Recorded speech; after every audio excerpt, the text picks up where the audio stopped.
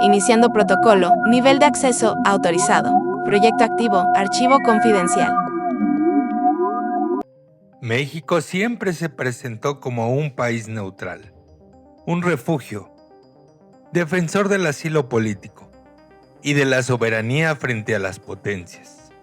Pero detrás de ese discurso había otra realidad. Durante la Guerra Fría, la Ciudad de México no era solo una capital latinoamericana más. Era un tablero oculto, un nido de espías, donde convivían la CIA estadounidense, la KGB soviética, la inteligencia cubana y al mismo tiempo las propias agencias de seguridad mexicanas. Una misteriosa contradicción. En público, México defendía la no intervención, criticaba el imperialismo y extendía asilo a perseguidos políticos. Pero en privado, sus altos funcionarios colaboraban silenciosamente en operaciones de espionaje y contrainteligencia. El mito de la neutralidad se derrumba. México, lejos de ser un espectador pasivo, fue un escenario central, un lugar más parecido a Viena o Berlín, donde la Guerra Fría se jugaba en las sombras y casi nadie lo sabía. En 1940, mucho antes de que existiera la CIA, México ya había demostrado que no era ajeno a los juegos de poder internacional. En Coyoacán, un exiliado ilustre se convirtió en blanco de una conspiración mundial. León Trotsky, uno de los hombres más buscados por Stalin.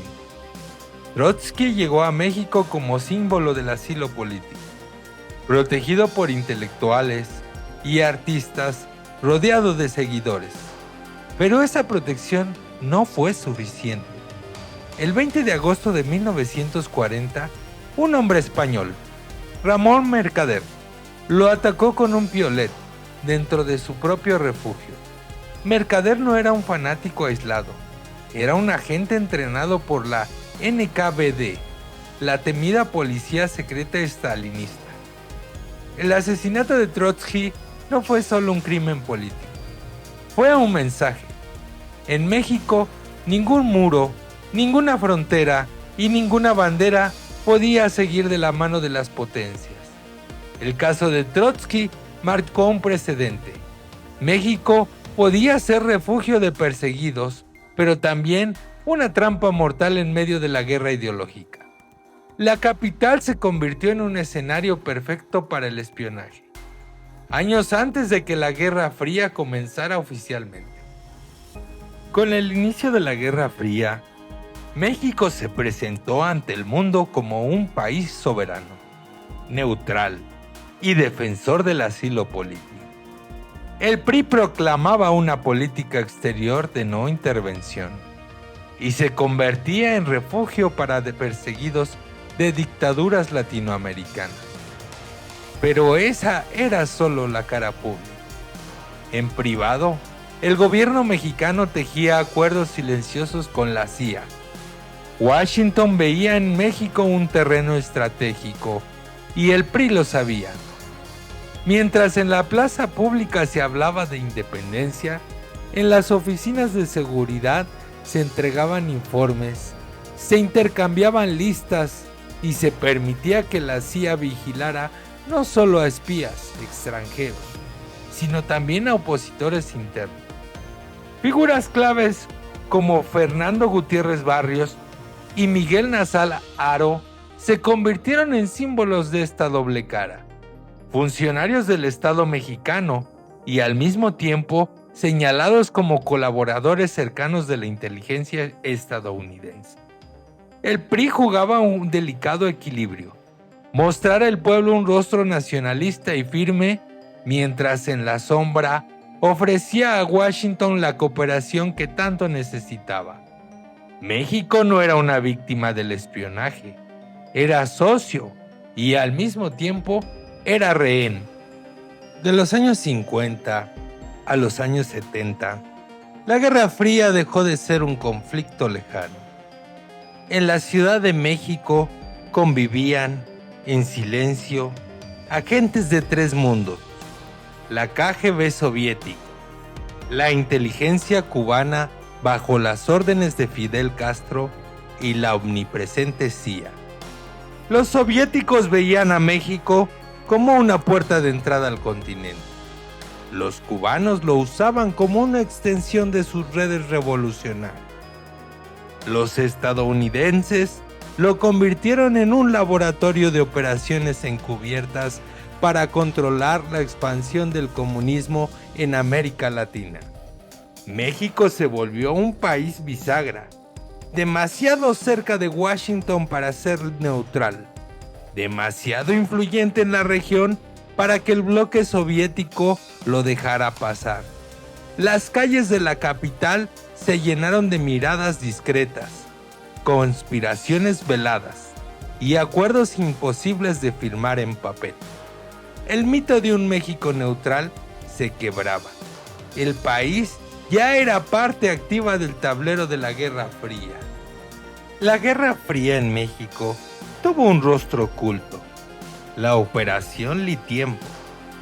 En los años 60, documentos desclasificados revelaron que presidentes como Gustavo Díaz Ordaz y Luis Echeverría mantenían contacto directo con la CIA bajo nombres claves. No se trataba de diplomacia formal, sino de un canal secreto de inteligencia, diseñado para compartir información sobre movimientos estudiantiles, sindicatos y líderes de oposición. En 1968, cuando los estudiantes tomaron las calles, Washington observaba de cerca. Para la CIA, el riesgo no era solo político. Temían que Moscú o La Habana hubieran infiltrado el movimiento. La masacre de Tlatelolco se convirtió en un punto de inflexión, más que un acto represivo aislado. Formaba parte de una estrategia global de contención al comunismo. México, en silencio, estaba alineado con los intereses de Estados Unidos, mientras mantenía hacia el público el discurso de soberanía y neutralidad. La doble cara del PRI quedaba al descubierto: nacionalismo en la tribuna, cooperación con la CIA en la práctica. En plena Guerra Fría, la Ciudad de México se convirtió en un tablero silencioso, donde jugaban las grandes potencias. La CIA operaba con discreción, vigilando comunistas y garantizando la estabilidad de un PRI que funcionaba como socio estratégico.